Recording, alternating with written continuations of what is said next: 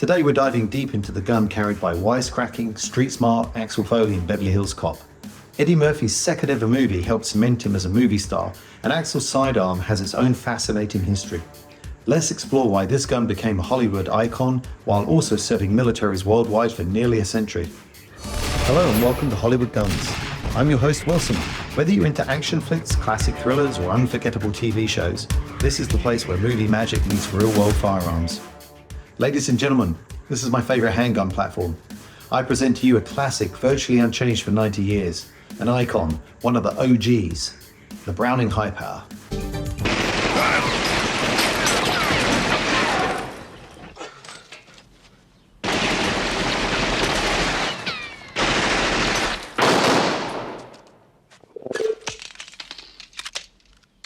Cover me.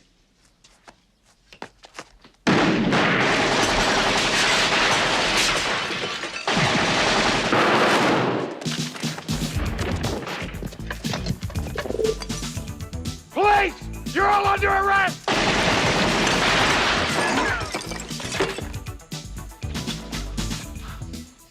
You do that again, I'll shoot you myself. History of the Browning High Power. Now, here is my high power in a not quite period correct leatherette and faux lamb's wool pouch. This is more from the 1980s era rather than the 1970s, which my gun is from. The pouch should look more like this, be actually made from leather and have this red interior. But at the time of producing this video, I've been looking for some time on eBay and I haven't managed to find one of these that is the correct size for my particular high power. So this will have to do. And the high power was developed in the 1920s by the legendary John Browning as a successor to the 1911 design. He was unable to finish the gun before his death in 1926, and it was later completed in 1935 by his protege, Dieudonné Sauvé, at Fabrique Nationale Herstal in Belgium. Now, originally it was called the GP35. GP for Grande Puissance, which is French for high power, and 35 for the year 1935. It's widely recognized as the first fully reliable semi-automatic pistol with a double-stack magazine. And it was this magazine design that John Browning wasn't able to perfect before his death that we now see in the descendants of every semi-automatic handgun, like Smith & Wessons, Berettas, every Glock, every HK, all firearms that have a double stack design basically owe their lineage to the Browning High Power.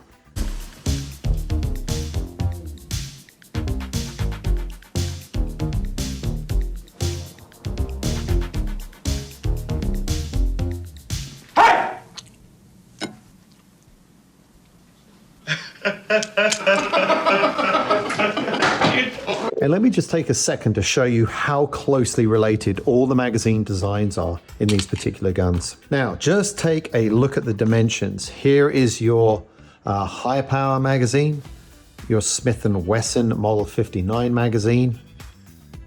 Okay, it's a 15 rounder instead of a 13 rounder. And here is the Beretta one as well. But essentially, pretty much the same design, almost copies or facsimiles of the original. In fact, if you take the high power magazine and put it in the Model 59, like it actually it goes in perfectly and shuts. Okay, it doesn't function and the magazine safety disconnect isn't going to fire. But I remember reading that Smith & Wesson essentially copied the high power magazine. And that's what made their double stack magazine Wonder 9s actually, a thing. They were able to do that once the original patent had run out from Browning.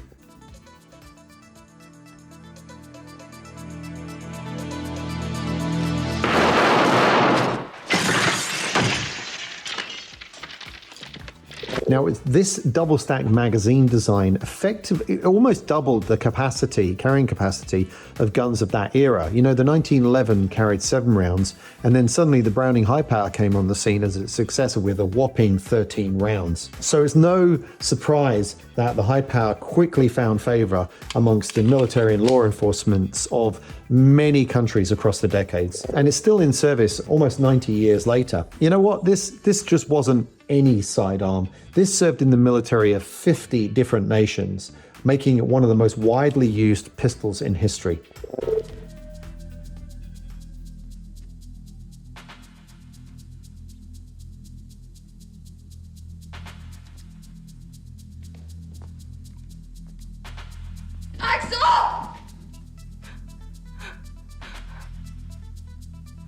Be careful, old boy. You might hit me.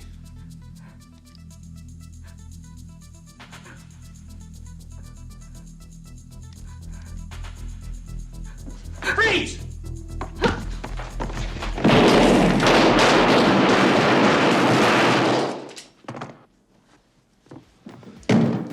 Now, why did Axel Foley, the cool, street-smart detective from Detroit in the 1980s, carry the Browning high power at a time when most law enforcement officers and agencies still carried a revolver? Well, you know what? That's the clue. It makes sense when you think about it. Foley was a maverick undercover cop who needed a gun that didn't look like a cop's gun. Something concealable, reliable, with plenty of firepower if his cover was blown and he had to fight his way out on his own. And the high power is a pretty obvious choice, really.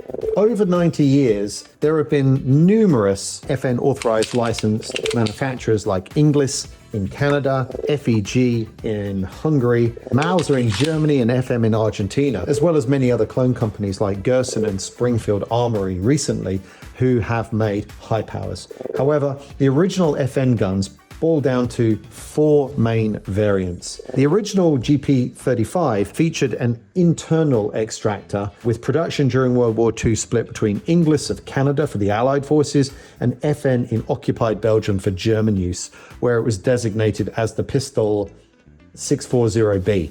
Now, Canadian guns typically had a Parkerized finish. If you see my other videos, you know that I am a fan of blued guns, and so it was actually the Axis guns made in Belgium that were blued. In 1962, that internal extractor was replaced by a more durable external one, along with some other modifications like a two-piece barrel system for improved lockup. The Mark I, which is this gun, was introduced by FN to the US civilian market in 1954 under the John Browning Arms Company name. And you sometimes see that. You sometimes see Fabrique Nationale on the slide, and you sometimes just see Browning Arms Company. And that decision was both a nod to John Browning and the guns design, but mainly it's because, or at least in my opinion, it's because Browning is a well-known American name, and by comparison, FN is, kind of relatively unknown in the USA until at least recently. Later developments when the Mark II was launched in 1982, featured ambidextrous safeties, nylon grips,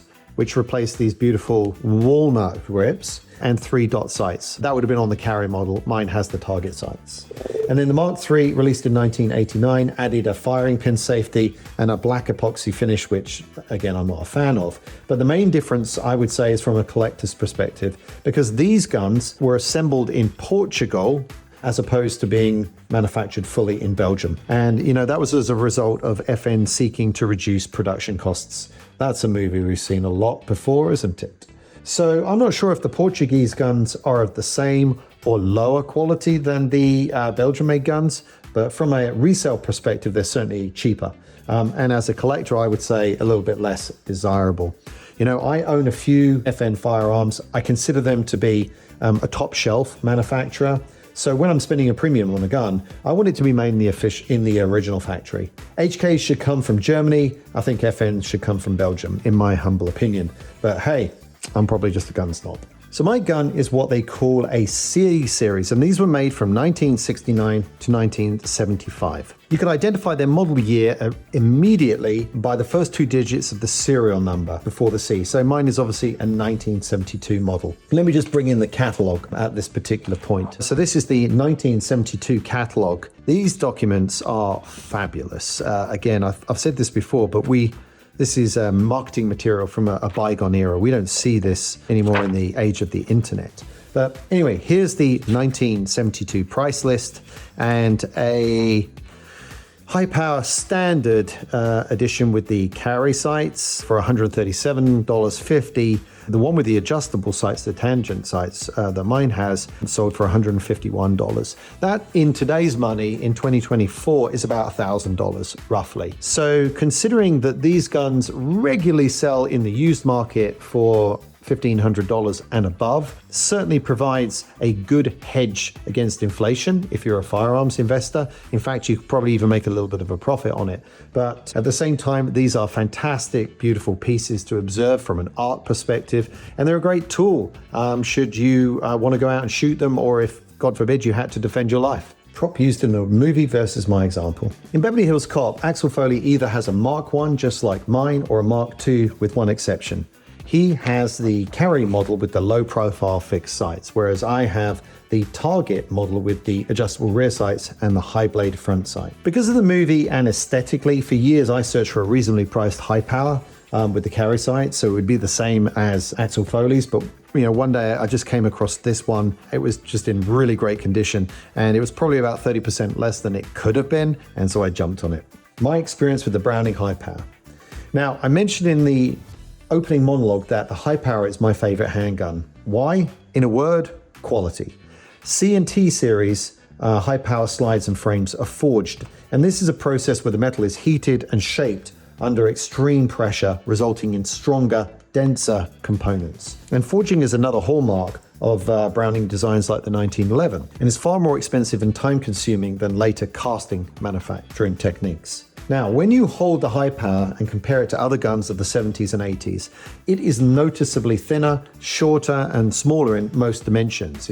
Here it is versus the Beretta 92, which is a much bigger looking gun. Hopefully you can see that.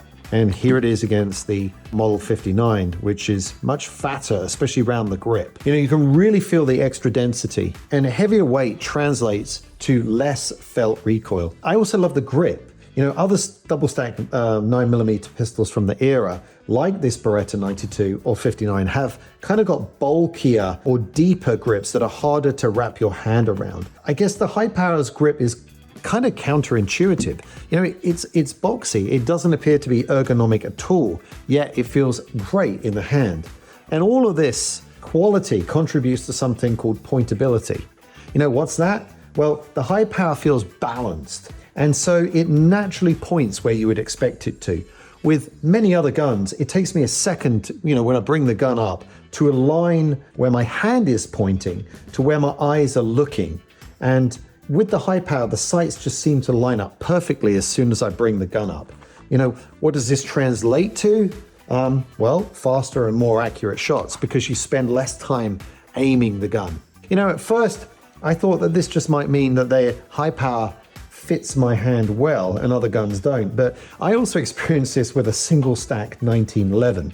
Maybe it's the grip angle, the bore axis, or something else. Who am I kidding? I'm well out of my depth here. The high power, it just works. Old Mr. Browning clearly knew a thing or two about making great guns. Now, let's break down the accuracy of the Browning high power's portrayal in Beverly Hills Cop. Often Hollywood takes some creative liberties with firearms, so how did the filmmakers do in this movie? Well, the first category is to talk about capacity. The Browning high power holds up to 13 rounds in its standard magazine. And in the movie, Axel only fires the weapon during the final raid on the bad guy's mansion towards the end. But how often does he reload? Well, twice actually. The first time, it's unclear how many shots he fired, but it doesn't seem like 13, and yet we see the gun locked back as empty. But somehow he manages to take another shot before reloading. In the second instance, the gun locks back after only 6 shots have been fired. Now, what do I mean by the gun locks back? If you're not a firearms guy, most firearms will lock the slide back in the rearward position, as you can see here on screen, to clearly indicate that the gun is out of bullets and isn't going to fire again until you put in a new magazine. Also in this scene, it's worth noting that Axel gets shot in the arm and then he performs a one-handed upside down reload, which is both impressive and, pretty true to real life. So my only critiques here are the issues of those scenes showing the gun locking back after it's shot 6 shots, and then obviously the first scene where it locks back but Axel pops up and fires off another shot. So I have to kind of wrestle with this one. I don't think this is kind of Axel's fault. Perhaps they cut some scenes out in the final edit of the film that make those inconsistencies stand out to someone like me. What am I going to award him? I'm going to have to say it's pretty much an A-. It was a good performance. The second category covers the caliber's capability. The Browning high power fires 9mm rounds, powerful but not overly so. In the movie, some of the impacts are a bit exaggerated, as we often see in Hollywood, and while a 9mm can stop a threat, it's not going to send people flying backwards, other than the final big boss scene where a hail of bullets from Axel and Lieutenant Bodemill takes Victor Maitland out of the fire. Again, this is a good score. I'm going to give it a full A. In the final category, let's discuss the accuracy of the actor's portrayal of the firearm. Could the actor or the character make the shots he took? Well, in this case, Axel Foley discharges his weapon in just pretty close quarters. Most shots are within 7 yards, maybe 1 or 2 at 20 yards, and nothing further out. I also know that every time he discharges his weapon, he executes a perfect double tap, which is a nice touch. 2 bullets for the price of 1.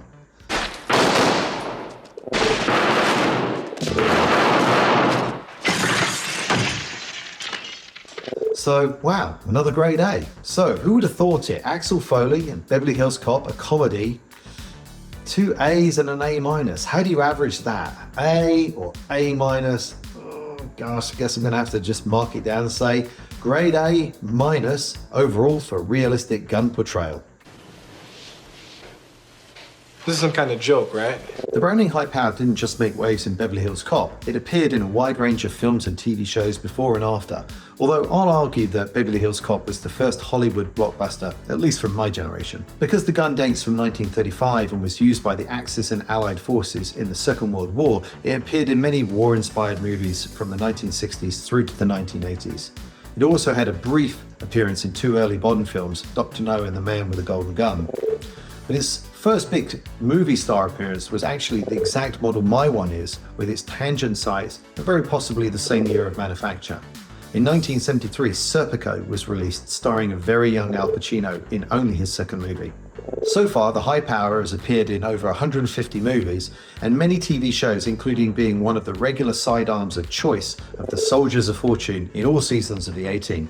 After Beverly Hills Cop, it cranked up the star power, being used by Christopher Walken in Kings of New York, Kurt Russell in Tango and Cash, Ray Liotta in Goodfellas, Ice-T in New Jack City, and let's not forget Kevin Costner in a starring role all the way through the whole movie in The Bodyguard. Stay down. Just stay down.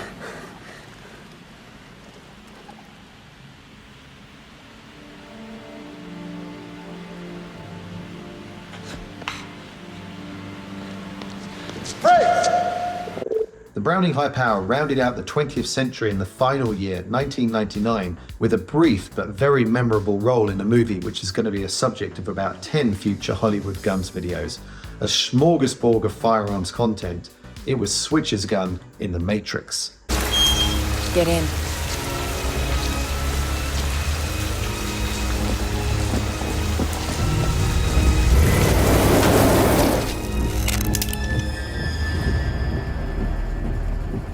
What the hell is this? It's necessary, Neo.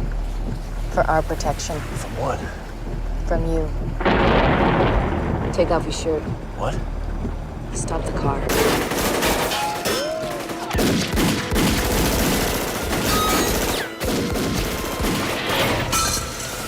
Oh, and I just happen to have one here. A Mark II from 1982 with a factory gold-plated trigger and silver chrome finish. What do you think? Does this deserve its own video, or should it just play a supporting role? Guess what? That's what the comments are for. If this gets a lot of love, this beauty gets an episode. In the modern era, the high power continues to be a popular sidearm choice, and with FN reintroducing a modernized version in the last couple of years, I expect to see the high power on the silver screen for many years into the future. Finally, as I write this video in late 2024, Hollywood has once again jumped on the reboot train with a 4th installment of the Beverly Hills Cop franchise set 30 years later than the original. While I'm pleased to note that this silver chrome version appears with Kevin Bacon, and Eddie Murphy has stayed faithful to the original high power, I haven't watched this movie yet, and honestly, I'm not sure I really want to. To me, Hollywood has passed its prime, and epic movies in any genre are now are few and far between. Recently I gave in and watched them ruin the Bad Boys franchise for life, so I think I've learned my lesson. Well, what do you think? Is Axel F any good? What would Axel say? Don't worry about it, just follow my lead. Another perfect place, you guys will love it. Trust me. And that's another wrap.